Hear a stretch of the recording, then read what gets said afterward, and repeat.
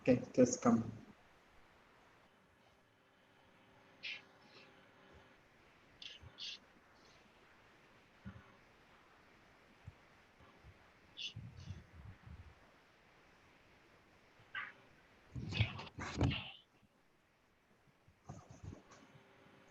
Okay, just come. I may stop saying that. Not me, somebody else.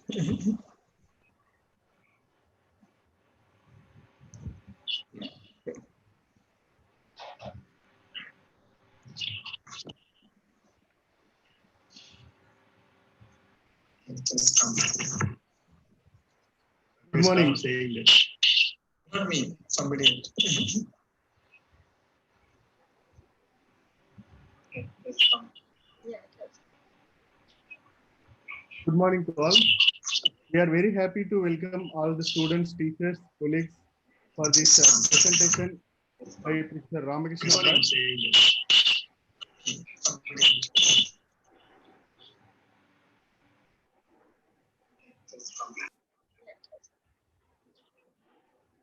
Good morning to all.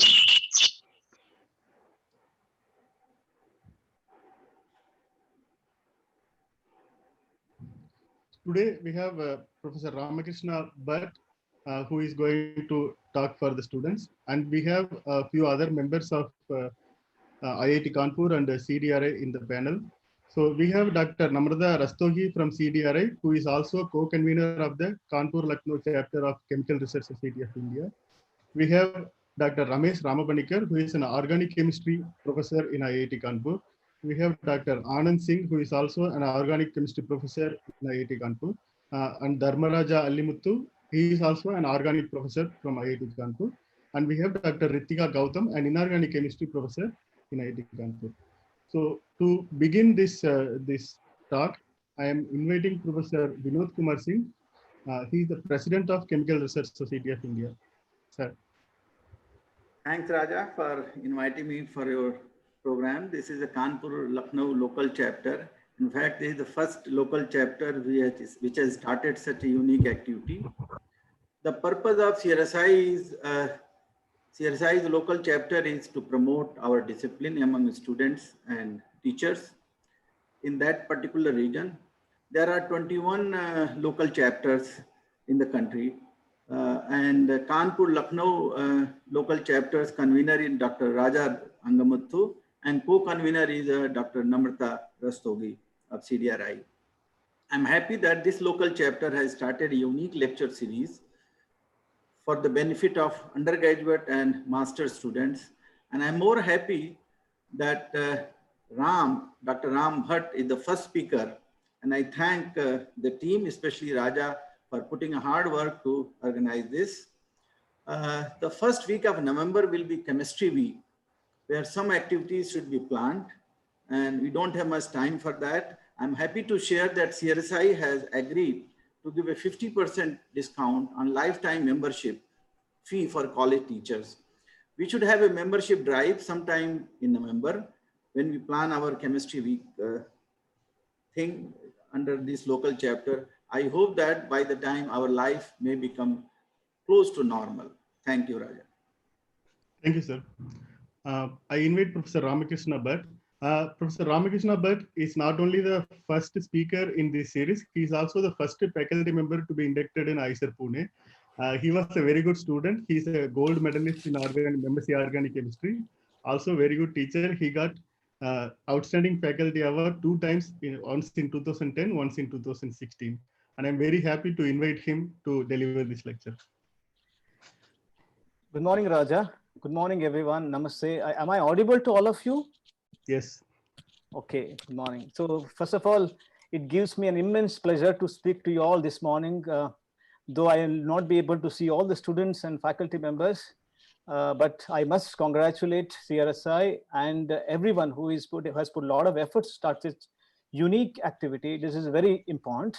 And in this special COVID situation, some of us could not do much, but then I really congratulate everyone to initiate this so that the research and teaching momentum is on. First of all, I would like to thank Dr. Raja for the kind invitation. I'm very happy to, and it's an honor for me to deliver a lecture. And I should thank Professor V.K. Singh, President CRSI, for giving me a great opportunity using this platform so that I can reach students and so that I can share the organic chemistry and chemistry related topics. I thank Raja, Namrata, convener, co-convener, and Ramesh, and many people, I think directly or indirectly, who has worked on this. I don't know everyone, but then I really thank you all. Today, it's a first lecture, and it's a September 5th. It's a Teachers' Day. Happy Teachers' Day to everyone and students and teachers. I'm very happy to deliver this lecture on this day, a special day. And I just thought, to begin with, let me make a more edutainment talk. Because to begin with, I don't want to bombard you with a lot of equations, reaction and all. Obviously, I will be showing that. But then I would like to make a bridge between the chemistry as such, which has started long, long ago, maybe history to the past, to the present and the future. So that, I think students' point of view, it may be much interesting so that, we can build upon because it's the first lecture. So slowly, slowly we can bridge and we can start build on the fundamentals that what we discussed. So Raja, if you think, I can share the slide, I can go ahead. Please go ahead. Yeah.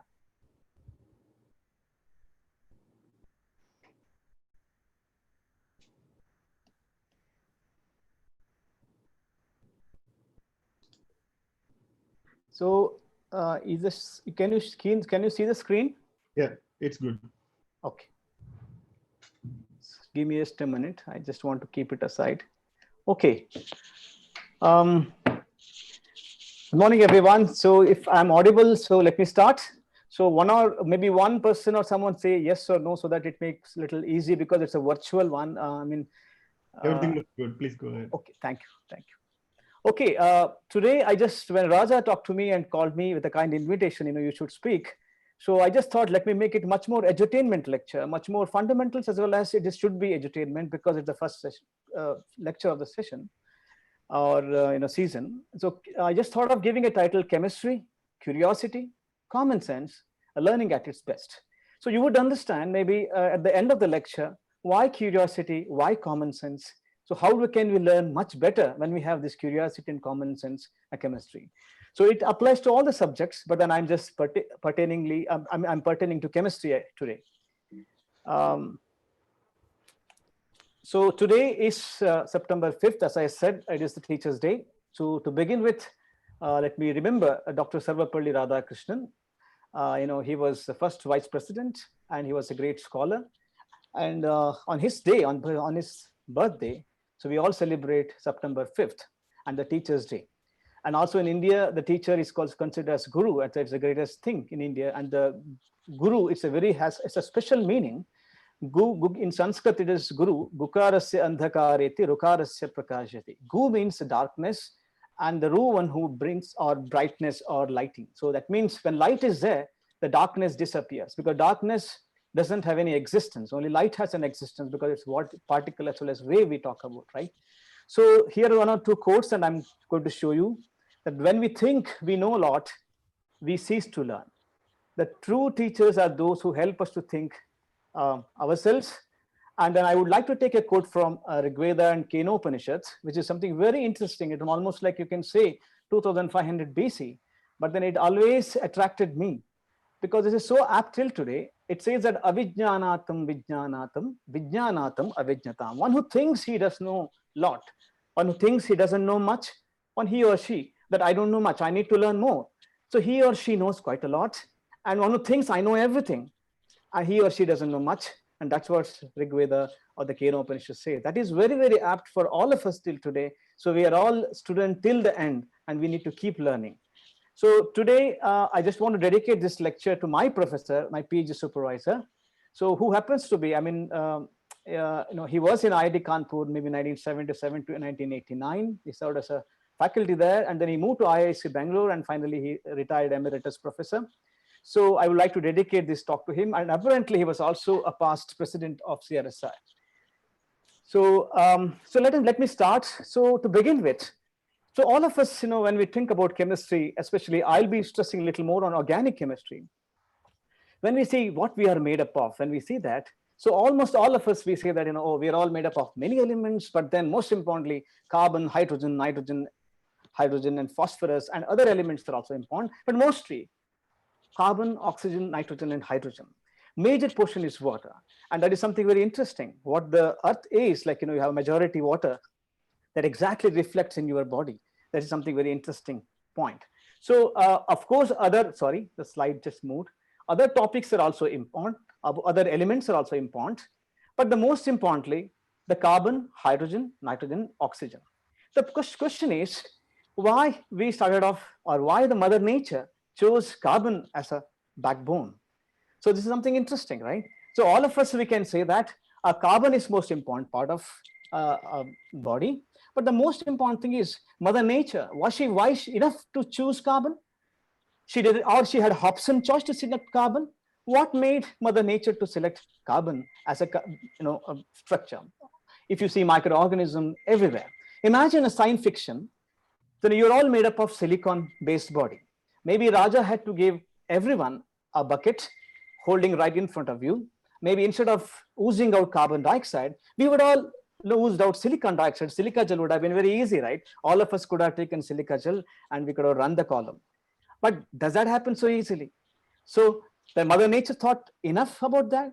Or it is a simple thermodynamic entropy and enthalpy? What makes carbon-carbon bond much stronger? You can talk about catenation, you can talk about many things, you can talk about carbon dioxide, thermodynamically much more favorable. You can talk about many things, and then you can say, oh, Mother Nature might have chosen because of all these important scientific factors. So this is something very interesting. So now, if you look at this, Louis Pasteur, one of the greatest scientists, I can say, that he clearly said that does not exist a category of science to which one can give a name applied science or a basic science. You can say an applied science is like a fruit bearing to a tree, where the basic science is a root or a root. So you can't just really distinguish them. And knowing to be astonished something is the first step towards one's discovery. So learn enough so that you know when to get astonished. For example, you go to a farmer and you talk to him regarding a rocket and maybe a fuel, and you talk about hi-fi rocket science. He or she may not really get excited, may a bit, but not really so much. But talk about fertilizers, talk about the crop, the farmer will get excited because he or she knows a bit about his field. So learning a bit about subject, that makes you to get astonished because you know something about that. Some fundamentals are required. Develop a good scientific taste and have fun. That's what we always discuss about. When I said, minor elements, I told you that fluorine, sodium, cesium, calcium, sulfur, iron, many elements are in our body, but they are in a small percentage. Sodium, is much more larger percentage. But I think students should ask a question. Again, Mother Nature chose sodium and let's say alkali and alkaline earth elements, let's say calcium we have in bone, much more larger proportion in percentage, and let's say iron or zinc. So was it a Hobson choice? Or again, you have some scientific background for this. What happens? Why we all have very small amount, but we can't survive without iron or other small elements. So this is something very interesting. When we say organic chemistry, we say, okay, things come from organic living system. But it may not be true to the word, it may not be true, because if you see when we are discussing today, when we're talking, when we're reading, a lot of influx or outflux of this ions also happens, like inorganic compounds like sodium salt, sodium chloride, and other things. Ion channels are there. So hence, it makes some sense that everything makes a living thing. A chemistry as such, what matters for all of us is what is the matter surrounding us. That's what matters to all of us. When you say matter, the matter is connected to chemistry a lot. I think a chemistry is a subject of matter, and hence it matters the most. And hence you can say it connects to almost all the discipline of subject. And you can say it is a central subject or central discipline because it is a matter and it matters a lot.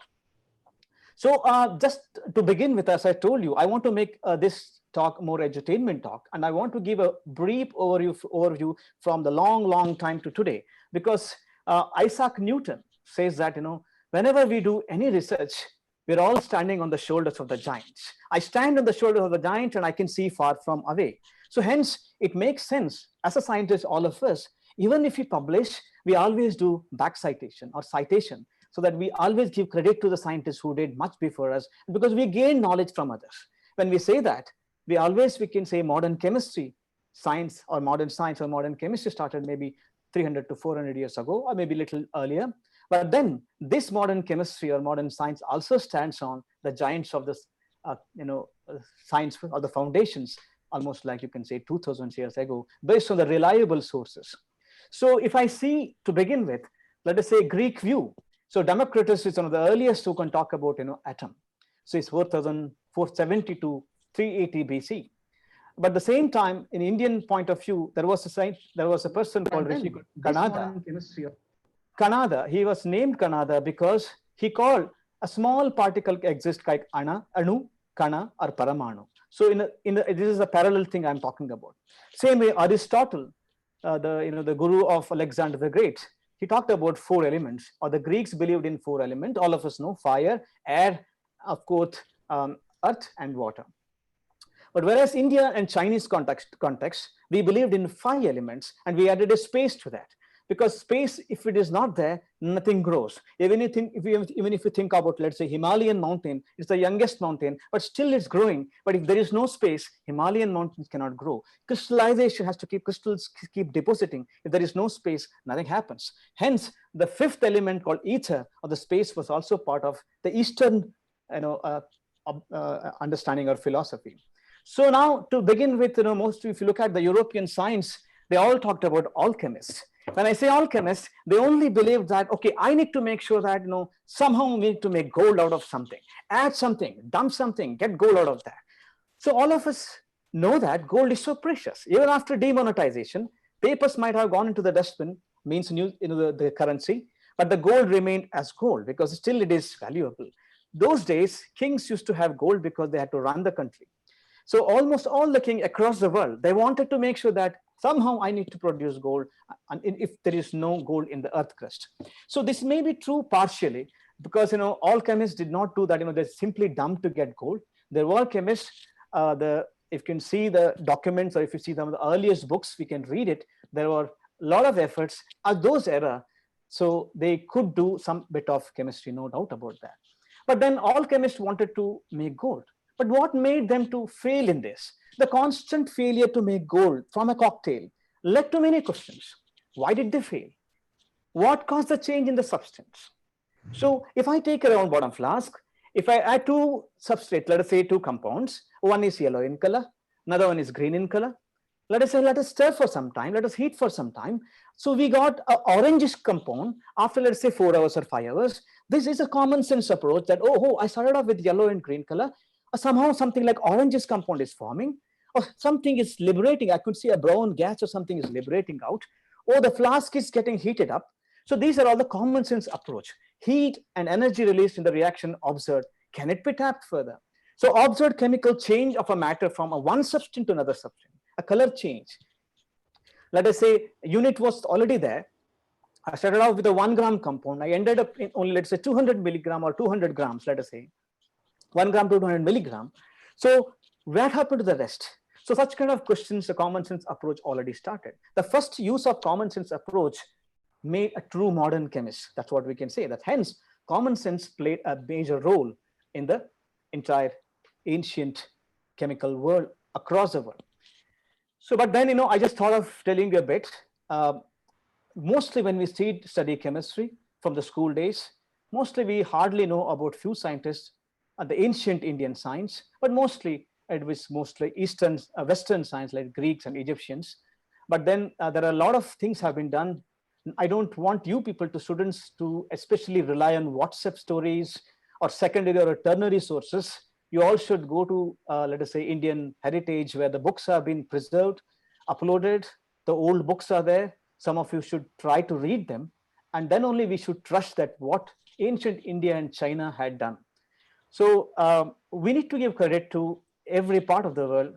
So hence, then only we can say the fundamental science really is matured over the years. So ancient history of India, China, Arab and Western world, and that all made a huge change. For example, very quickly I want to go through, because this is very essential for the students' point of view. Whenever I teach, I need to make a bridge between the past, present, and the future. I always give credit to science originated from every part of the world. And for that, I had to put a lot of efforts to go to many books and history of sciences, journals, and articles. So whereas the chemistry, if you look at carefully in India, it was very, very quite matured in 8th to 9th, 10th century. So if you see carefully, there are a lot of books written by Acharya Nagarjuna. Some of the students, when I say Nagarjuna, they may only recall the Tollywood hero Nagarjuna. Okay, there was Nagarjuna, Acharya Nagarjuna, 11th to 12th century. He wrote 3 books, 5 books: Rasayana Shastra, Rasa Samuchaya, and also Rasa Radaya, Rasa Ratnakara, Vagbhata, Yashodhara, Somadeva. They all talked about ore extraction, distillation, and making alloys. If you see very carefully, I will talk about that in the next slide. How did they extract? How did they make alloys? How did they make, especially all of you know across India, whichever the part of you come from, we all know about bronze, brass. I'm pretty sure all of you know that. How the bronze is made, obviously copper and tin, and brass, of course, copper and zinc. So they might have mixed it, right? So very quickly, I can just say that, usually in my class, I talk about stories. That's how I teach. And when you talk about sugar technology, Aristotle, sent Alexander the Great, because Alexander the Great had won the entire European continent. The Guru Aristotle said, "My dear son, you have not won the entire world. You need to turn towards east. There is a huge, mighty kingdom called India. You need to go there and you need to conquer that." So you know that, this story I'm talking about, I always give reference where I studied. This story I'm picking up from an organic chemistry textbook called Fessenden and Fessenden, which is not in the print, but if you Google it, you will get that book. Maybe one copy you will get it, PDF scan copy. So this story is from Fessenden and Fessenden.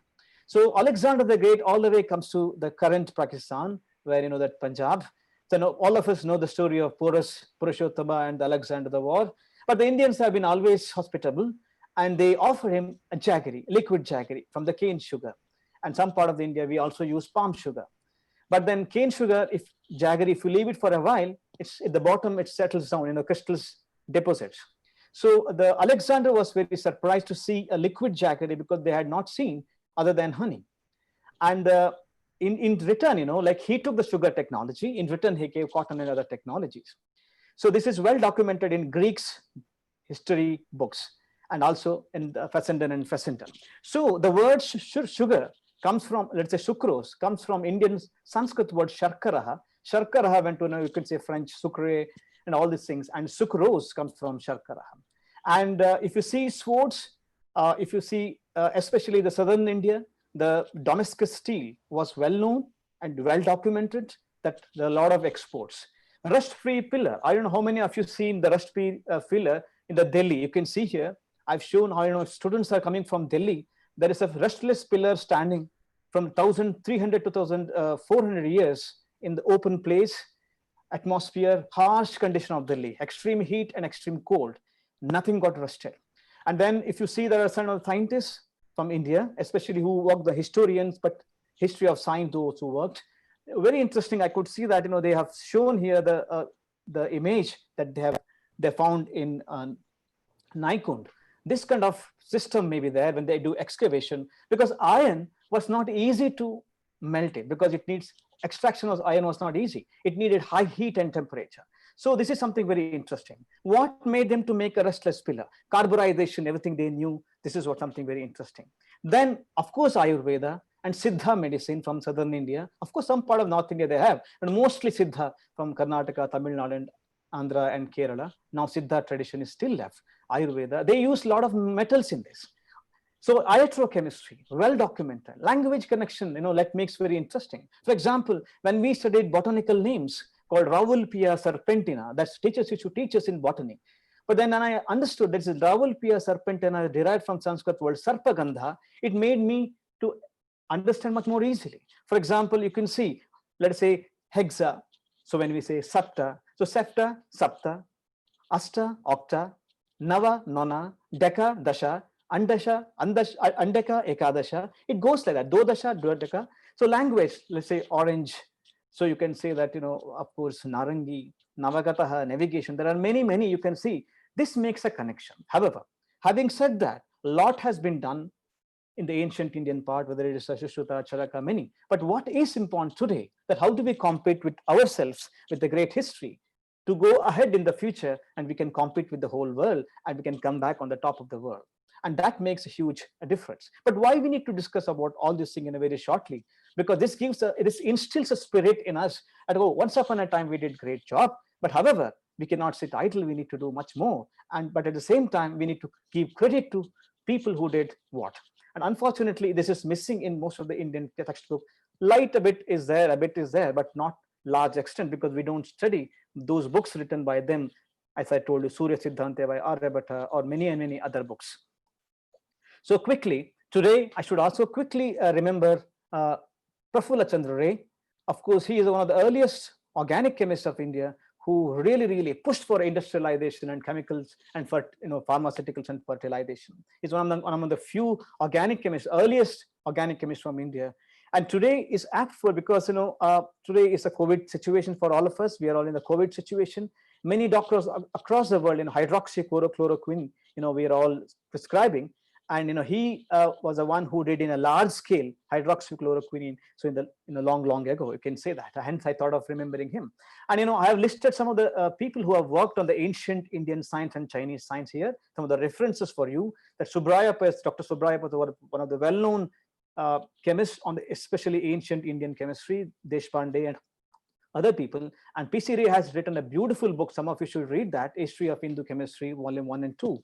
And this would give you a beautiful overview of ancient India and Chinese picture, along with Greeks and you can say Romans and Egyptian science, and of course Arab science too.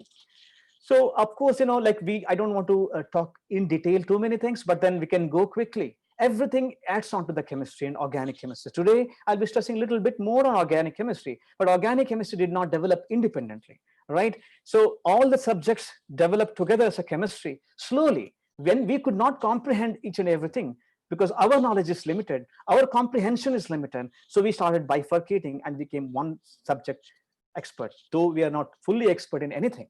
So because Mother Nature never distinguishes or differentiates any subjects. So you can say Robert Boyle, one of the earliest one, because jumping from, let us say, 400 BC, the middle era, let us say 6th, 7th, 8th century science, chemistry, to slowly 12th and 13th century, to 15th, 14th century, the industrial revolution takes place in Germany and especially Europe and England. So you can see Robert Boyle is a well-known person. He's prominent scientist because, performed the controlled experiments and published his work on the earliest one. And all of us know Boyle's law, V1 is equal to P2, V2, all of us know that, right? So that makes a huge difference, that, how pressure is inversely proportional to volume. These kind of understanding slowly built up. So Priestley, one of the earliest person, discoverer of oxygen along with the Scheele, studies nature of air. So if he heated mercuric oxide and mercury and oxygen came. But then, interestingly, the Priestley was also believed in phlogiston theory. Okay, so he always believed that something when you heat it, a fire element comes out of that's called phlogiston, comes out of that, and he always a dephlogistated compound. Briefed Lavoisier, another great scientist, that about his findings. So Priestley and Scheele, they always independently worked on many things. So Lavoisier, another great scientist, he worked on a lot of things, quantitative methods. So one of the earliest to use a balance. Today we use balance very easily, but he is one of the earliest to utilize the balance and brought a quantitative subject. Point is, chemistry as such, we have quantitative as well as organic is little more qualitative, and it makes a bridge towards biology is much more qualitative. Let's say physics is more quantitative and physical chemistry is much more quantitative. So when you say quantitative, of course, unit comes into picture, balance came into picture. Of course, balance was not there, I'm not saying that, but he utilized the balance for the modern experiments. Mass is conserved, law of mass of conservation. And he disproved, the first one to disprove phlogiston theory. What makes, when you combust something, when you heat something releases. Obviously, oxygen was released. Let us say mercury oxide when you heat it. Priestley, mercury was deposited, oxygen liberated, but then oxygen they did not realize as oxygen. They wanted to say it is something phlogiston, it is a fire element. So in ancient India, obviously, they had played with lot with mercury, sulfur, and other elements. We had equal names. For example, mercury was called Padarasa. Why did they call Padarasa in ancient Indian chemists? Why did they call that? Padarasa means father means foot, and rasa means liquid. If you look at Padarasa or the mercury, its density is 13.33 gram per centimeter cube. A very, very dense liquid. A liquid which settles at the bottom, settles at the pada, must have been called as Padarasa. Gandhaka, which is strong, pungent smell. Ranjaka, phosphorus, which is giving lightening enjoyment because it catches fire, red phosphorus in the air. I think many elements are there in ancient Indian texts, but however, maybe we did not connect to that. So Lavoisier, unfortunately, was beheaded by Colleton in 1794 because he rejected the phlogiston theory. So why I'm saying this, for the students, that the phlogiston theory was disapproved because 100 to 200 years, everybody agreed upon or believed upon phlogiston theory. So what made Lavoisier to reject this? What we can learn a moral from this is, at the end, I will tell you that, of course, atomic theory comes into picture. Dalton, we cannot just ignore him. Then elements, different the masses. Then, a great Berzelius comes into picture. Berzelius, he's known for many elements, the discovery of selenium and many things you can say. I don't want to go on isomerism, electrochemical theory. Then our forefather, you can say the founder of organic chemistry to some extent, modern organic chemistry, Friedrich Wöhler appears into the picture. So now here comes our organic chemistry begins in the modern organic chemistry, the German Friedrich Wöhler. So converts the first time from inorganic salt, ammonium cyanate, to organic compound, a simple compound, urea. So till then, everybody believed organic compounds are organic in nature, means it has to come from living things, living beings. So hence, usually urea you find in urine. So hence, urea has to be extracted from urine. So urea cannot be isolated, synthesized. That was an idea.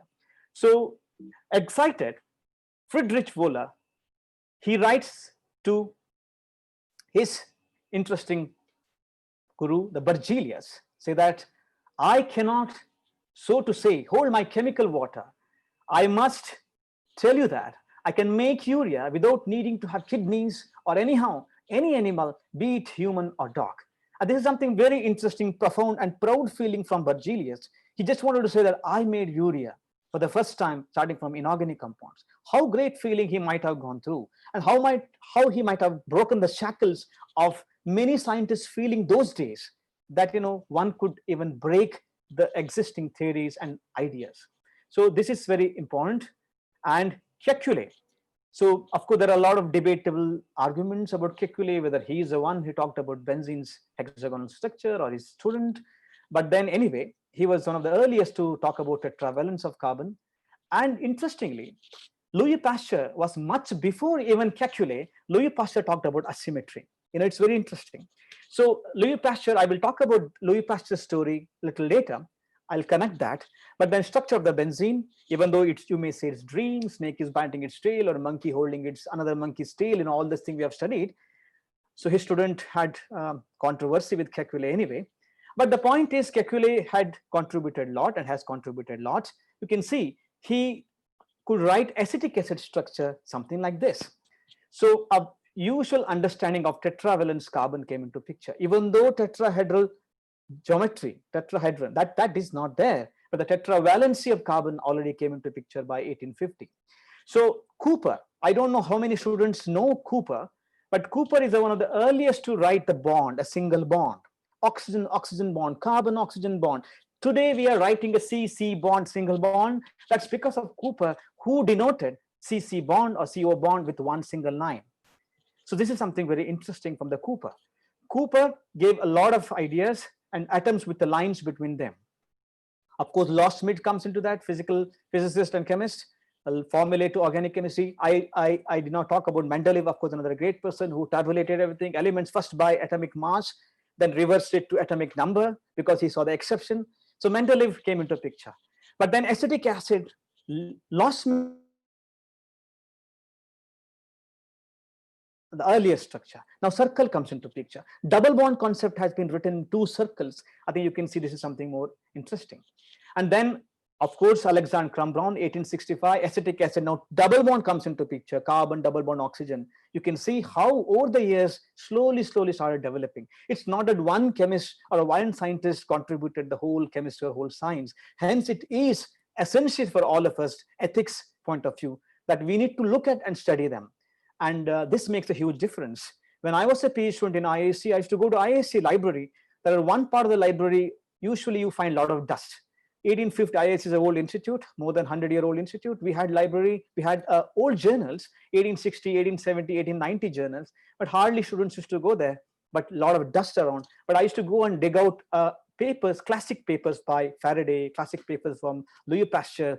You would really love the way they wrote, even sometime in handwriting. I think you would love, these days you can find in Google now, these classic papers. I request all the students, when you get some time, along with your course curriculum, read these classic papers. That will give you a lot of boost, and that will make you to get excited more about the subject that you're studying. So now, once the acetic acid structure is there, now great Van 't Hoff comes into the picture, the first Nobel Prize winner in chemistry. But he did not get Nobel Prize for saying carbon is tetrahedral, but he's one of the earliest to talk about carbon is tetrahedral. Even though tetravalence carbon was talked about, but tetrahedral configuration was, of course, Van 't Hoff. But as I told you earlier, the asymmetry was already known to Pasteur. He was ahead of time, much before this tetrahedral came into the picture. So now Mendeleev, I have already told. Another person, the great person who should have won the Nobel Prize, I feel that he missed it, Jean Louis.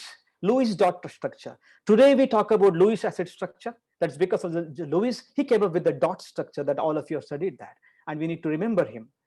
So Linus Pauling, another great person. Why I'm showing all these things to you? Because Linus Pauling said one thing great in his book. He said, to have a great idea, one need to have thousands of ideas. If you have thousands of ideas, you can come up with one great idea. So all of us know his, collagen structure and many things. Of course, protein. He worked on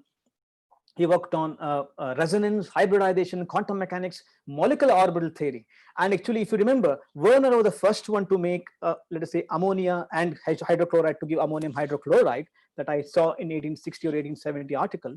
But he gave a dots for hydrogen bond. But then Huggins comes into picture. He talks about hydrogen bridge. But then the great Linus Pauling gave a 3 dots and made a hydrogen bond and institutionalized it. That how do we denote hydrogen bonding, and it gave a bonding concept into the picture.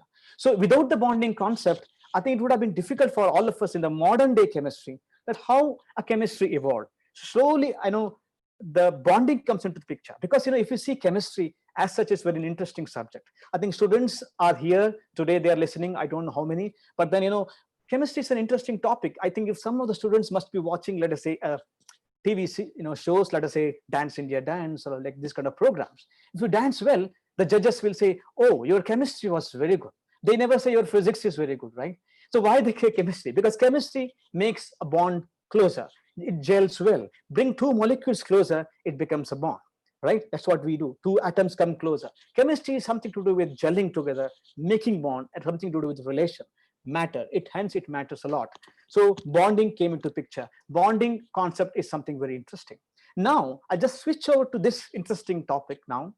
The Carl Scheele, I told about Priestley. Carl Scheele died from tasting his discoveries.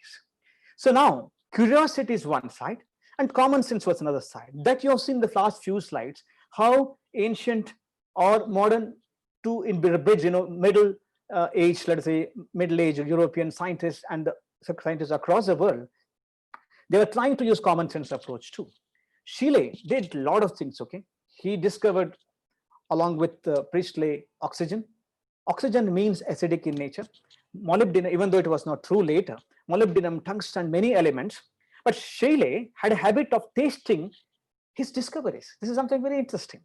Whatever he is to make, he is to taste it and see what kind of taste it is. Because, tastes are hardly how many tastes we have. I think students, usually in my class, I have a 2-way traffic.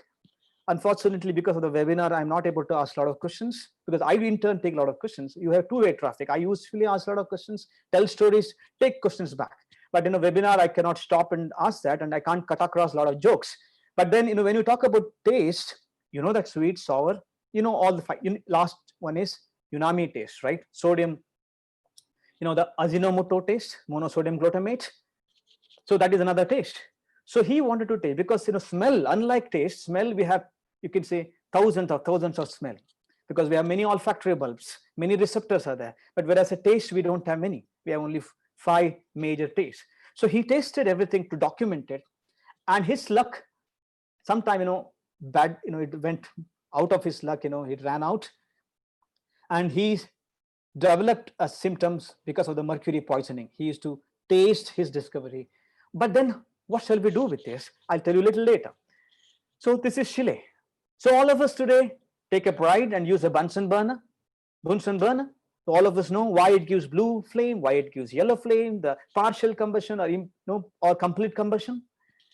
Bunsen used to play around with metals. You can see lithium, strontium, slightly pinkish, sodium, lightly yellowish orange.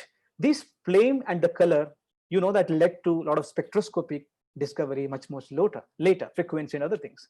But he lost one of his eye. You can see in the photo, his right hand eye, he lost his eyesight because explosion, he lost it.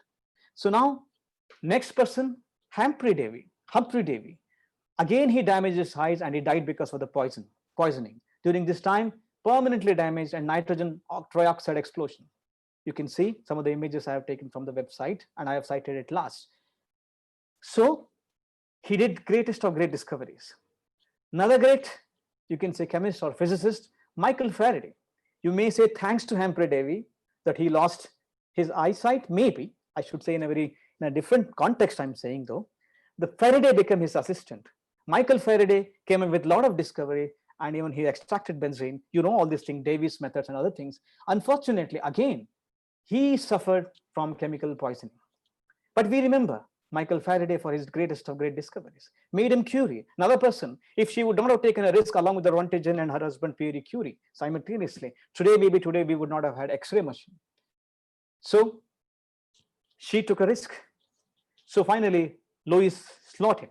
There are many people I can name again and again. Accidental fission reaction, and he died, and it was so strong, like an atomic bomb. So what it says to us, so these scientists had a greatest of great curiosity. Maybe Bunsen, if he had used this goggle, maybe he would have survived with his eyesight. Maybe without tasting, maybe he could have survived with the poisoning. Or you may say that if he would not have done those days, he would not have discovered so many interesting things or interesting facts. There is a thin line of difference between curiosity and common sense. Of course, we need to have a common sense. However, we can't ignore curiosity. That led to so much great science. Today, what we need to do in the modern day, that we need to build the curiosity, we need to be dedicated, determined, but however, we need to have some kind of common sense that crept up from middle age or 15th to 14th century science. And that's the reason I thought of bringing this history, so that we can build on this rule or discipline among us. Emil Fischer, again, greatest of great person, you can say he did the first chiral compound, sugar, but even he died out of phenyl hydrogen poisoning. So look at this image. Now this looks like a frog, am I right? So, sorry, I'm very sorry. So this image looks like a frog. Look at it, now this looks like a horse. I've taken this image from Google. So why did I show this, students? That one problem can be seen from different directions. One person has to think, but one person has to think from 10 different brains, like 10 different people.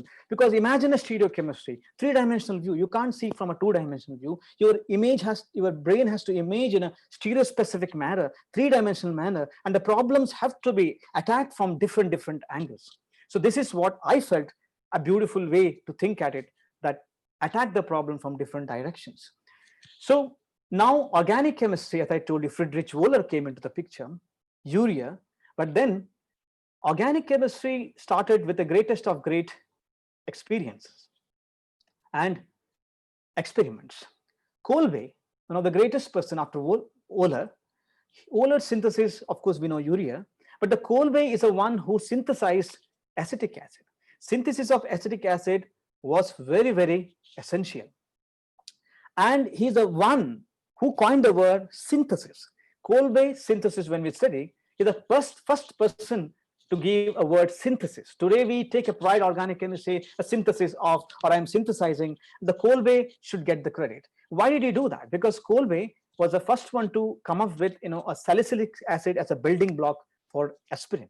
He's the first one. Of course, aspirin, salicylic acid comes from the, the tree that that the Southern American tribes used to use for painkillers and analgesic, but how it slowly made from the plants to, or a tree to, a bench into the industry. Later, Felix Hoffman. The Hoffman was an industry, the Bayer company, Bayer. So he understood that salicylic acid is a real magic bullet. We know that aspirin is a prodrug, but then why do we say it's prodrug? Because the real drug, real magic bullet, which kills the pain or which reduces the pain, which acts as an analgesic, is salicylic acid. Because when you take this aspirin, when it reaches slowly from gut to the intestine and esterases enzyme, slowly alkaline pH, how esters gets hydrolyzed and aspirin becomes salicylic acid. Because salicylic acid is not absorbing so easily, Hoffman and the Bayer company thought, why can't we add a protecting group into the picture? Acetic, acetone, and ester. You can think it as a protecting group. So now he made aspirin. I have given you why a word aspirin came into picture. Okay, so now 1890 D-glucose, slowly synthesis builds on. So now organic chemistry is the flagship those days, and maybe even today to some extent, even though it's little diluted, the flagship is or was total synthesis. The historical milestone of total synthesis I have just listed here from the book, but then there are many.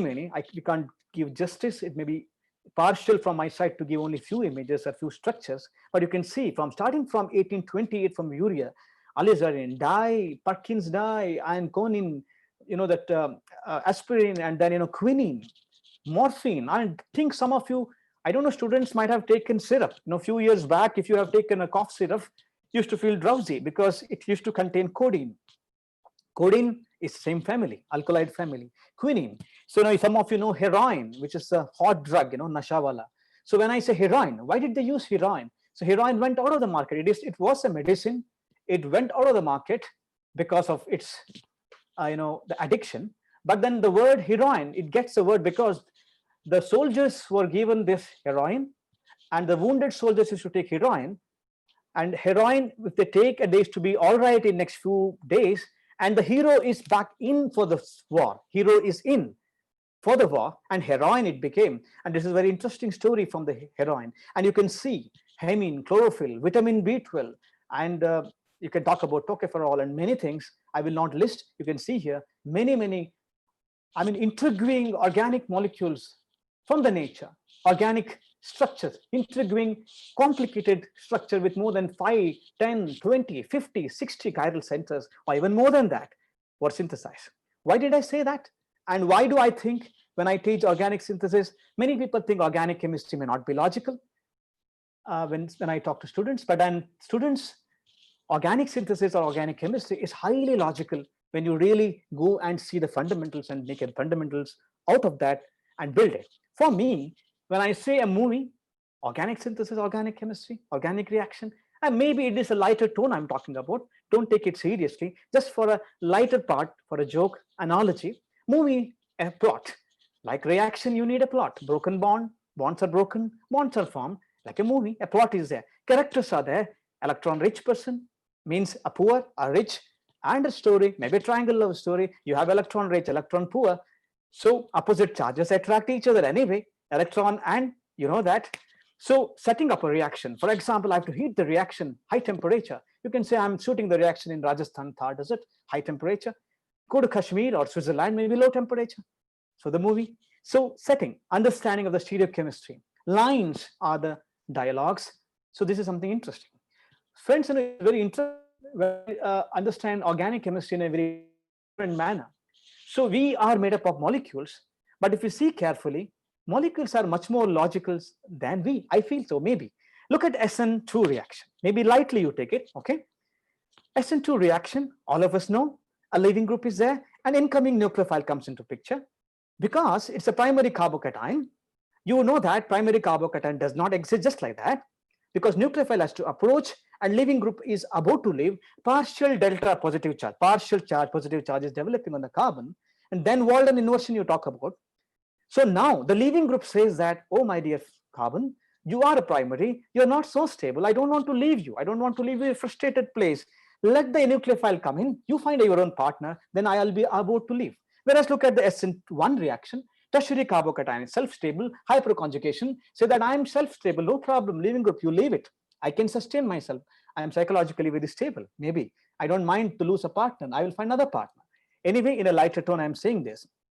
How logical it is. The tertiary carbocation forms and it's pretty stable, and the nucleophile connection attacks. Leaving group, no need to think about the carbocation which is going to be generated.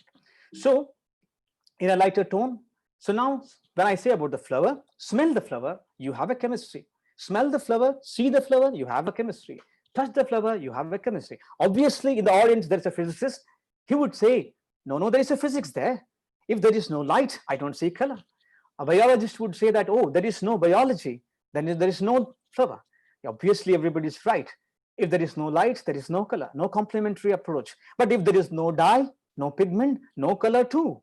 So there are a lot of interesting things about this. You touch it and feel it. And that is what it is, something so much interesting about chemistry. The spices we talk about, all these things in the kitchen, they're all from organic molecules in the large to small extent.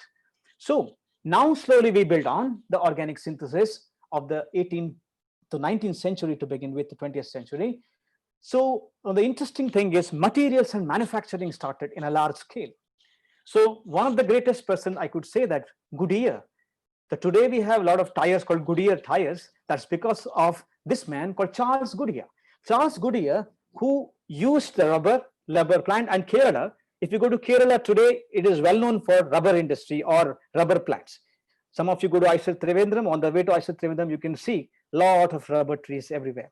So they will extract it slowly, it will drop by drop be collected. So Charles Goodyear came up with an idea of rubber and making the tires. Of course, this led to pneumatic tires later, kicked off the polymer industries, plastic industry. Maybe polymer was not in a large idea at that time in the beginning, but then polymer and plastic industry got a lot of kick, and industrial revolution took place in USA as well. So Alfred Nobel, we say the Nobel Prize, 1867, more and more discovery. Of course, TNT, we know that. It refined the explosives later, led to rapid expansion of chemical and mining industries. And we need to think about this, because why do I talk about chemical industry? How relevant is that today's science? Today we say that chemistry, and that gives an employment too, along with the research and basic science. And applied science I talked about from Louis Pasteur. The industry is more of applied science, and that gives a job and opportunity to strive and take care of yourselves. And this industry, which is like a huge GDP across the world from the chemical industries. Perkin, I talked about Morvin, 1856 around. William Perkin came up with purple color dye. Dye industry started blooming, led to the further investigation of a real organic synthesis, organic chemistry, the beginning of 1900. So the world's biggest organic chemistry companies today were founded around this time due to demand of dye production. I think that's we need to remember. So now you can see, so you can see that this many people, I will not, of course, leave anybody here. That Sabatier, Grignard, of course, reformers comes into picture because Grignard reformers have a relation. Sorry, that is a mistake here. Alder, Diels-Alder reaction comes into picture. That I've written here, great Diels-Alder reaction. But then we can't forget some of the greatest of great synthetic organic chemists, total synthesis, like Robert Robinson. Some of us have studied in MSc, final year, first year. BSc student might not have studied Robinson annulation. But then he contributed a lot for dyestuffs, and that anthocyanin and alkaloids, and tropinone. And another great person, Robert Burns Woodward. Synthesis of the most complex natural products that we know. The total synthesis of strychnine, quinine, formal total synthesis, not only total synthesis, reserpine, chlorophyll, cephalosporin, that penicillin, the remarkable beta-lactam ring, that we know that that Fleming's discovery. So, but the remarkable beta-lactam ring, 4-member ring, Woodward synthesized too. Of course, penicillin was different, but cephalosporin C, vitamin B12, very complex. Of course, Ishmael Moser was along with that. But today, if someone has a vitamin deficiency, so we usually very, very relaxingly, we just pills, but we just don't at how much efforts have gone into making vitamins, whether it's vitamin B12, vitamin B6, vitamin D, and many things that photochemistry you touch upon for the vitamin D. So then comes the retrosynthetic analysis. Of course, Woodward-Hoffman rules is there. Hoffman comes into picture. Slowly builds on. I can't cover everybody. I'm not doing the right justice because there are so many great chemists. But then E.J. Corey, you can say that retrosynthetic analysis, and he was one of the earliest to conceptualize. Of course, there are debate anyway. But then numerous bioactive natural occurring substances, synthesized reagents, reactions, and many things he did. Prostaglandins, macrolide classes, and many other things. So we can't forget physical organic chemist Ingold, and of course Kriege and many others.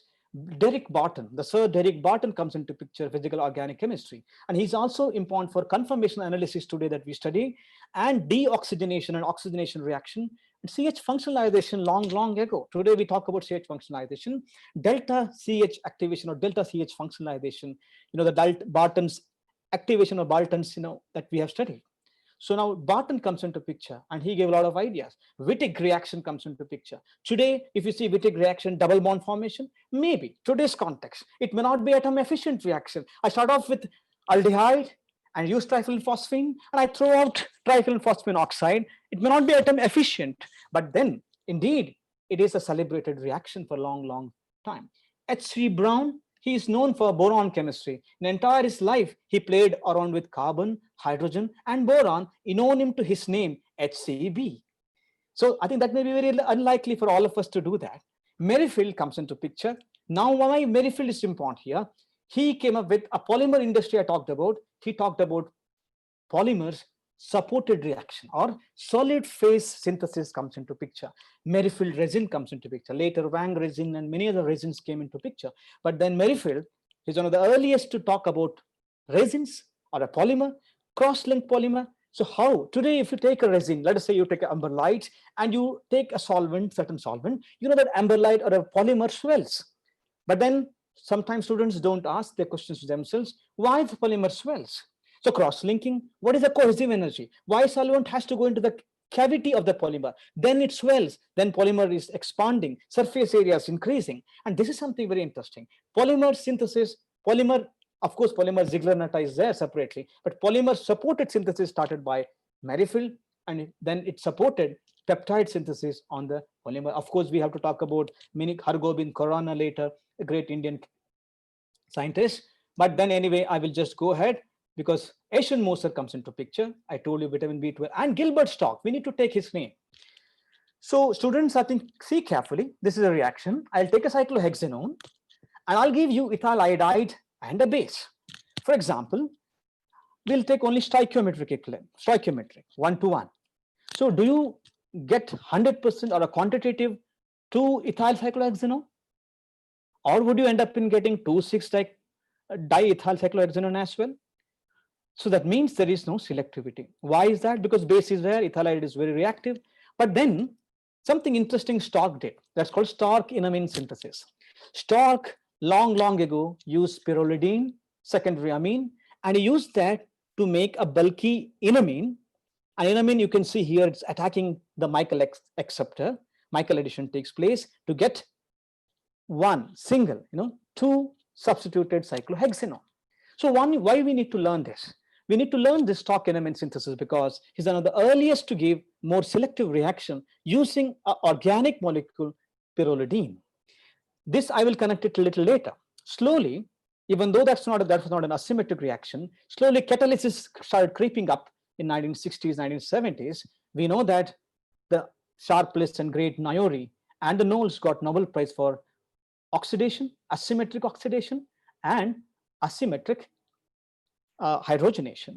So I don't want to go into too much into detail. You can see they've used olefin, they use diethyl tartrate, and you can see minus and plus. Now, minus and plus, when we say, I will come to that point a little later, the credit goes to a lot of people, of course, but Louis Pasteur. Louis Pasteur talked about levorotatory and dextrorotatory. You need to connect things, my dear friends, that simply we can't just go and say that, okay, this plus and minus diethyl tartrate, of course, they are ligand, chiral ligands, but then idea of separation that came into picture. So, but now using this, you can see olefin epoxidation takes place. But then we need to ask question, why Sharpless and his team, they use tertiary butyl hydroperoxide? What is the role of titanium isopropoxide? Why didn't they use just simple hydrogen peroxide? Why did they use tertiary butyl hydrogen peroxide only? Was it any Hobson choice for them? So there are so many questions to ask. If you look at even one single reaction, if I start teaching or if you start learning, you have so many questions to ask. You need to seek more. You need to ask more questions. You can see here Nioris, I have shown hydrogenation reaction ruthenium complex with chiral binap into picture. Now I come to that point, chirality. What is so special about chirality? Of course, molecules are chiral, but molecules can be optically inactive, even though they are chiral. For example, if I take racemic compound, they are chiral in nature, they have a chiral carbon, but they have 50-50 percentage, even though they are chiral, but they are optically inactive. Meso compound, they are not chiral because we have a plane of symmetry. Look at this special chirality. When I say molecule is same, cellulose and starch, so one is equatorial, one axial and one equatorial bond in starch, and cellulose 2 equatorial bond. You can see planarity and the helicity, and a lot of things change. If you put iodine blue color comes into picture. So those things you might have studied. Look at this interesting picture that I obtained from Google, that you can see asymmetry there. Both the horns are not same. They have the opposite superimposable or non-superimposable mirror images. Just like we have a protein in our body, alpha, right-handed helix. I don't think we have left-handed helix, right? Because we are all made up of alpha amino acids. To have a hydrogen bonding further, we need to have a right-handed helix, and all that is forcing to get a kink in a right-handed helix manner only. So I will skip this orange limonene, the smell changes. Now organic chemistry is very essential as an asymmetric synthetic chemistry point of view. A lot of people felt in 1960s, 1970s, this beautiful drug looks very simple and beautiful. It created a lot of devastation across USA. So this is called thalidomide. Some of you may know it, might not have studied this. So you can see the images I have shown here, obtained from Google again, that they had born with a vestigial arms. Why? Because this was given to pregnant women. They used to have a morning sickness, vomiting sickness or vomiting sensation. The doctors used to prescribe thalidomide and say that no problem, you will take this, your nausea, vomiting sensation will come down. But then nobody realized the babies born in those era, they had born like this with vestigial arm and defects. But then they thought it's a witchcraft and it is something like, all this magic, black magic is happening, and many people misunderstood that in those days too. And FDA removed this drug out of the market. But then later they understood there is something called enantiomer selectivity. In a meaning, asymmetricity came into picture. FDA said racemic switch from racemic compound to one single enantiomer. So today we say R thalidomide is sleep inducing, whereas S thalidomide is teratogenic, which is such more dangerous. It can mutate your gene. Same way, some of you students, you might have popped up cetirizine tablet whenever you had or you have allergy. You go and ask the druggist, give me cetirizine, he will give you 5 rupees, 20 tablets or 10 tablets. Go and ask him that give me levocetirizine. It is so expensive. Why? Because there's only one nice active levocetirizine. Same way, esomeprazole, omeprazole for blocker, acidity, anti-acid. Now esomeprazole, S-isomer, again, is so expensive because synthetic organic chemists work on asymmetric synthesis, and slowly asymmetric catalysis came into picture. From inorganic chemistry also catalysis is there. Slowly asymmetric synthesis comes into picture. Here I need to tell the story, students, with just few minutes. I think, why should I say? Louis Pasteur I told long ago. This story comes from a book called Fox and White Cell. Okay, if you read 1994 print, maybe page number 180 or somewhere, that Fox and White Cell talks about the story of Louis Pasteur. Louis Pasteur was a great chemist in 1860, 1870, biochemist as well, microorganic vaccine and many things he did, pasteurization.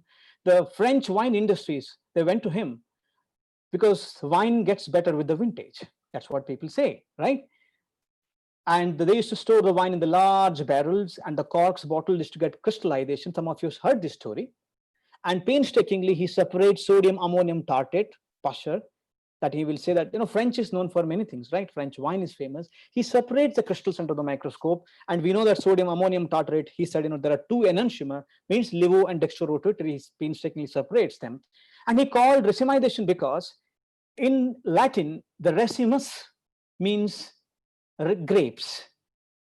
Grapes are called racemus, and he called simply these crystals are grown from the grape juice, wine, and he called it racemization. And this beautiful story, the credit goes to Louis Pasteur. But then we need to understand that how racemization led to asymmetricity, chirality, tetrahedral valency, tetrahedral carbon, and then asymmetric synthesis and catalysis comes into picture. Why do we need to study organic synthesis and total synthesis, my dear friends? That we know that drug industry or pharmaceutical industry, we know that we need to have enantiopure drugs. Now I have already talked about racemic switch. So most of the compounds, for example, paclitaxel or the vancomycin used anti-cancer, anti-HIV, or even any molecule in this compound, adrenaline and choline, they're all organic compound. They're and also they're chiral in nature. You can see cholesterol, steroid, polyketide, penicillin, almost all of them are optically active, and they have chiral center and enantioselective. This puts a lot of pressure on synthetic organic chemists. I need to mimic nature. The mother nature usually makes one enantiomer precisely. When I synthesize on the bench, usually I end up in, let's say, 50-50, 90-10, 80-20. One isomer will be major, another isomer will be minor. So there is only one exception that I've studied from a book and a reference, Diels alderase enzyme from a microorganism called Alternaria salani. This, interestingly, makes 45 to 55 endo-exo products. I don't know why nature has chosen almost racemic mixture for the Diels alderase product from Alternaria salani. Otherwise, most of the nature's driven reactions are ambient conditions. Exceptions are there, but they're all optically active and enantioselective. Slowly, we know that olefin metathesis comes into picture. Utilizing metals more, catalysis came into picture. We know that Grubbs, we know Chauvin and Schrock got Nobel Prize for what? Just making stitching or stapling the double bonds. That we know that double bonds can be made very easily from aldehydes to double bond from the Wittig reaction. But here two double bonds can be stitched together, embroidered together, or tethered together. You can see we can get a new system. This is called Grubbs olefin metathesis. Obviously, Grubbs as well as the Chauvin, but then ring opening and ring closing metathesis comes into picture. How initiation takes, how the carbene comes into picture, because inorganic chemists were working on metal carbenoid. Now, how you combine the metal carbenoid into useful organic transformations from the ruthenium carbonide when it double bond goes. You might have studied in organometallic chemistry, MSc final year student from IIT Kanpur or somewhere about organometallic chemistry, that when I take it, what is migration, alpha, beta, I think you must have migrated insertion reaction, all these things. If you study, I think you understand this better. I don't want to dwell into mechanism because I want to give a more general lecture to begin with and have a feel for organic synthesis, how it developed. So propagation and how finally what happens. And ethylene is a byproduct. Now it's so interesting, right? So ethylene is driving force is ethylene generation. And it's a gas, thermodynamically very feasible. And hence it is something very interesting and reaction is so positively forward. Now comes cross-coupling reactions. I think I might have missed something, but then mostly I covered cross-coupling reaction. We know that you have studied Heck reaction, Suzuki reaction, Negishi reaction, many, except Heck reaction, almost all the reactions have transmetallation. I quickly have shown here the role of palladium, celebrated element. Then comes a boron, or you can say magnesium, or you can say zinc in the case of Negishi organo-zinc reaction. But you need to ask the question, why all these transmetallations are happening on the palladium? Why organoboron is able to transfer the carbon counterpart easily onto the boron? Why not the carbon component from the palladium is transferred onto the boron, right? Same way, if I take organo-zinc reagent, organic part is transferred onto the palladium, isn't it? So why it happens? Again, something important is redox potential. What happens? I think so many fundamentals are lying even in one simple step. So read that, and reductive elimination takes place, how they come closer, and then you can say that catalyst is regenerated. Now an idea of catalysis is picking up from 1960, 1970, because synthesis became more of asymmetric catalysis. So CH activation comes into picture. Now why CH activation? So now I have shown the traditional cross-coupling reaction. you can see that both the substances, or at least one of the substances, you can see that here, cross coupling below, that chlorobenzene or a bromobenzene has to be treated with pre-functionalized organotin or organoboron or organozinc reagents, right? Both of them are pre-functionalized. Whereas in CH activation, you are not functionalizing both. One of the substance can be simple benzene, toluene, only one partner can be pre-functionalized. This makes much more easier, and it is cost effective, and for the industry's point of view, the wastage is much more lesser. Now, organocatalysis comes into picture. Avoid the metals and use organic molecule for organocatalysis. Of course, organocatalysis word given by David Macmillan, but earlier it was already well known. But then you can see, inspiring from the mother nature, you can see aldol, aldolase, type 1 and type 2 enzyme. You can see proline has been utilized for catalyzing Diels-Alder enantioselective reaction. So you have given the transition state, very simple reaction. Now, could you please connect this, students, that I talked about Stork-enamine synthesis long ago, right? Few slides ago. He and his co-workers had used pyrrolidine. Now you see that here are using proline, inspired by aldolase type 1 and type 2 enzyme. Now you can see how beautifully it forms same enamine or iminium ion. Then aldehyde comes into picture because of the stereo pocket, or you can say active site type like an enzyme. It is inducing the chirality onto the product, and you can see now we get almost 98 to 99 enantiomeric excess comes into picture. Now slowly, I think the future talks you have ionic liquids and all. A lot of things came into picture. I did not cover everything. Combinatorial chemistry, of course, and ionic liquids comes into picture. Green chemistry came into picture, but then over the time in the making of ionic liquid itself, some of the ionic liquid was not green into nature. The word changed, and today maybe we feel more sustainable chemistry or sustainable organic chemistry. So photoredox organocatalysis comes into picture. Even though photocatalysis is not new, but the photoredox organocatalysis picking up in the modern era. So again, we use a metal here, metal complex. All of you might have studied Jablonski diagram, right? Or Jablonski diagram or Jablonski diagram, that you know that molecule get excited, singlet state, intersystem crossing. So whenever it goes from singlet to triplet, or it comes back to give fluorescence or phosphorescence, we say it is photophysics. But when a radical forms and reaction takes place, a bond takes place, it becomes photochemistry. So whenever bond takes place, it is photochemistry. Whenever it gets excited and comes back and emits light, energy is dissipated, it is photophysics. So here we use photophysics.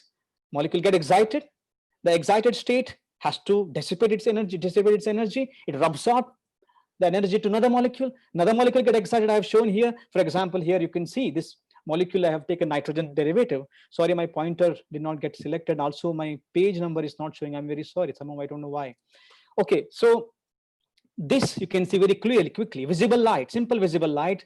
The ruthenium bipyridyl complex get excited, and this molecule comes into picture. Molecule is ready to give one electron to this bipyridyl excited state because it has 2 plus, and it got 1 electron. You can see 1 plus, but it got oxidized now. And now the cycle goes on because I have used trichlorobromomethane. Now it generates a trichloromethyl radical, a super stoichiometric oxidant. It oxidizes further this radical cation of nitrogen to give iminium ion. So now iminium ion is there. You can use any nucleophile. Now, if you see carefully, the nitrogen is there. Alpha position is quite active because it is nitrogen is much more electronegative than carbon in Linus Pauling's electronegativity scale, isn't it? So if I have to bring a nucleophile into the alpha position, technically it may not be very easy. Whereas in the photoredox, I have taken only one example. Okay, there are numerous examples are in the literature today where even merging metal catalysis with photoredox. I'll be done, Raja. I'll be just taking 2-3 minutes if students are okay. Raja, I think you're muted. I'm unable to hear. Can I take 4-5 minutes more or 5-6 minutes more? Yeah, maybe 2-3 more minutes. Okay, yeah, I'm almost done. I'm closing to 11:20, 1 hour, close to 1 hour. Okay. So now electroorganic chemistry comes into picture. This is another picking up topic, future and past that I've talked about. So you can see here, just quick simple example, putting electrochemistry on the stirrer, organic synthetic transformation. Let me see how I can explain to you. Let us say I take an anisole here. Let us say I take anodes and cathodes, And you have, of course, when you use a metal catalyst, it is an oxidation and reduction. Same way, you can take the anodes and cathode. You can see what happens here. Directly, I can do amines. I did not talk about Buckwald coupling and other coupling and Niccolo and made great contribution of Niccolo and Boger and many people across India and from the world, as well as India and other places. Because of the short of time, I'm sorry about that. Here you can see direct amination takes place using simply, you can see ammonium salt. So quickly, I have to end here. I think I will not touch upon. Then finally, the artificial intelligence is kicking on. That how artificial intelligence can help organic synthesis further. Robotic can come into picture and synthesize. And then I've just shown you my our group work, not so much because I don't want to dwell too much into detail of research, because I don't want to bore you, because there are BSc students and MSc students are here.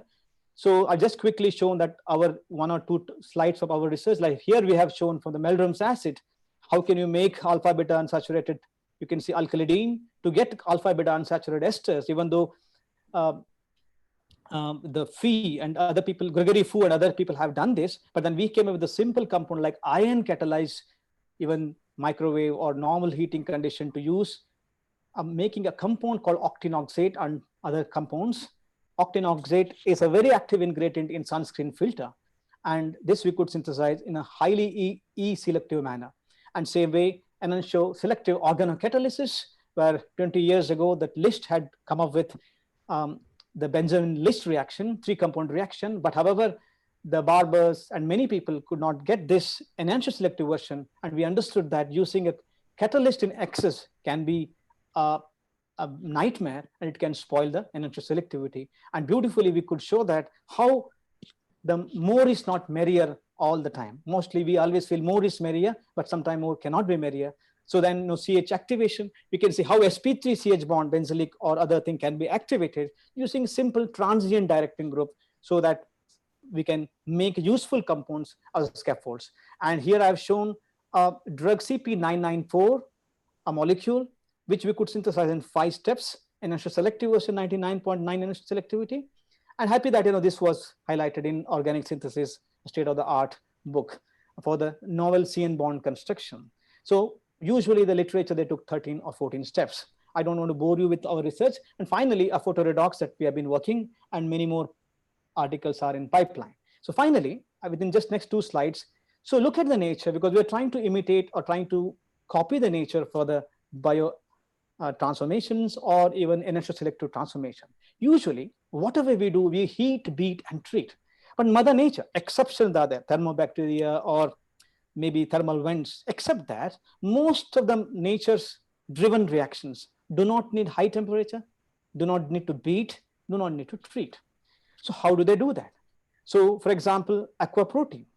Aqua protein, I want to ask students, you all like Golgappa, and you eat Golgappa, especially roadside Golgappa is much more tastier, right? Especially when he puts a hand and takes the Golgappa, and a lot of the dust are, I think, maybe sweating and all these things, much more tastier possibly. But why dust particles don't get into your blood? Why only microorganism? I think this led to an idea of aquaporin. Only hourglass protein, 3.4 angstrom, the only water can seep in or microorganism can seep in. I will not take much time. Again, the adhesive coming from the molars, bioadhesive, how from now, let's say, the artificial polymer to make the glue to the glue, which is natural, they're all kicking off. And the lotus on paint, looking at the lotus leaf. And I would stop here that, the chemistry is central to many subjects. As I told you to begin with, what matters the most is matter around all of us. And chemistry is a subject of matter. Hence, it indeed, undoubtedly, is a central science, a central subject for many topics you can see. And finally, I would just conclude, when someone says science teaches such and such, he or she, I don't think use the word correctly. Science doesn't teach, it only experience. Its experience teaches all of us. And one need to make a deduction. Students, I just want to say, typically, why did I talk about the history today? Deliberately, I've done that history because the phlogiston theory or the common sense approach to reject the earlier philosophy and earlier theory gives us an idea. You need to seek more, and just don't trust the just textbook or a publication. You need to introspect yourself and ask question logically. And you can say that, no, it may not be correct, and draw the conclusion from your experimental observation rather than just believing something. Apply logic, your own observation. Don't draw a conclusion. Just believe what you think it has to be. Okay, so I hope I could do justice. And finally, I have taken this quote. I'll end up with the quote again from Modern Organic Synthesis book, the Nance book. It is a quote from Henry Wadsworth Longfellow. It says, simplicity in character, in manners, in style, in everything, in all things. The supreme excellence is simplicity. One need to be simple. So almost all organic chemists or all the chemists or all the scientists here I have shown, they tried their level best to keep as simple as possible for their transformation. So thank you, one and all. I've collected all the references here. Sorry, some of the references are not there from Clyden, and many things I've taken, many books and many resources. I might not have pulled all of them. And I thank all my students. And this is IISER Pune main gate and IISER Pune campus. I'll be very happy to welcome you all to IISER Pune. I thank once again Raja and for the kind invitation, and all the members to coordinate this event. Very unique event for the students. I hope I could do a bit of justice, I believe, because it's so vast. Finally, I would like to thank Professor Vinod Singh, the President CRSI, to give me a great opportunity. Through this platform, I could reach students last few months when I could only see through webinar, but half of my energy is not there because I'm not able to see students, because half of my energy I gain from students' expressions and feeling. But I hope I could do a bit of justice. Thank you. Thanks once again. And I'm happy to take any questions. Thanks, Raja. RG, you can stop sharing slide now. Yeah, sure. Did I come out? Not yet. Okay, just a minute.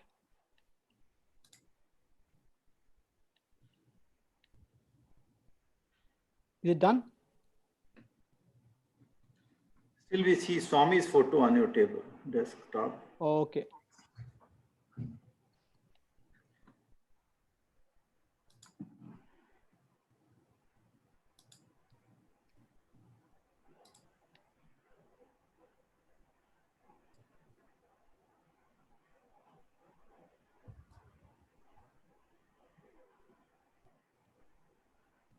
Sorry. In Zoom, okay. Sorry about that. Namrata?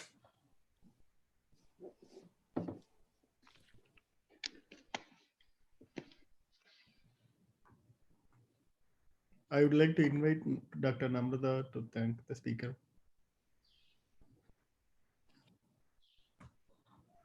Can I ask questions? Yeah, please go ahead if you have.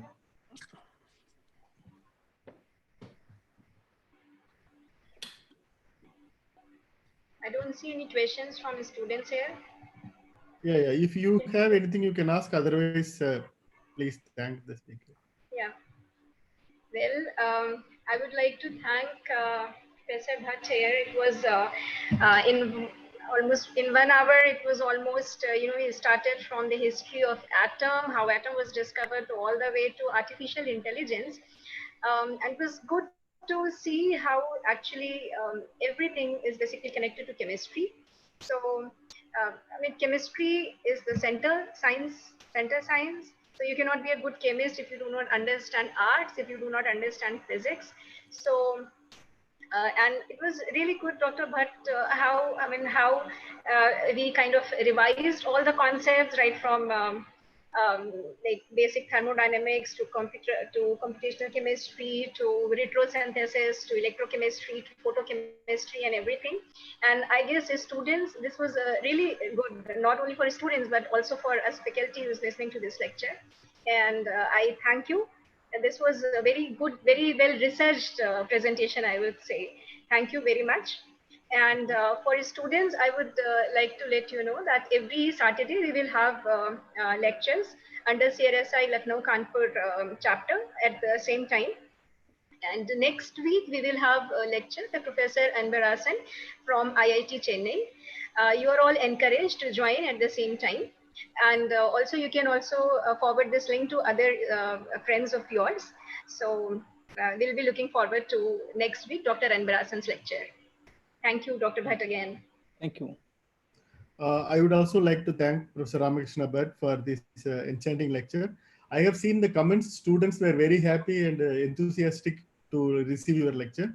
Thank you. Though my name and Dr. Namrata's name are as co-conveners, this event was encouraged and technically helped by many of my close colleagues, Dr. Ramesh, Dr. Anand Singh, Dr. Dharma, Dr. Ritika, and we thank our president of CRSA and our colleague, Professor Vinod Singh, for this nice opportunity. So we will stop the live feed now.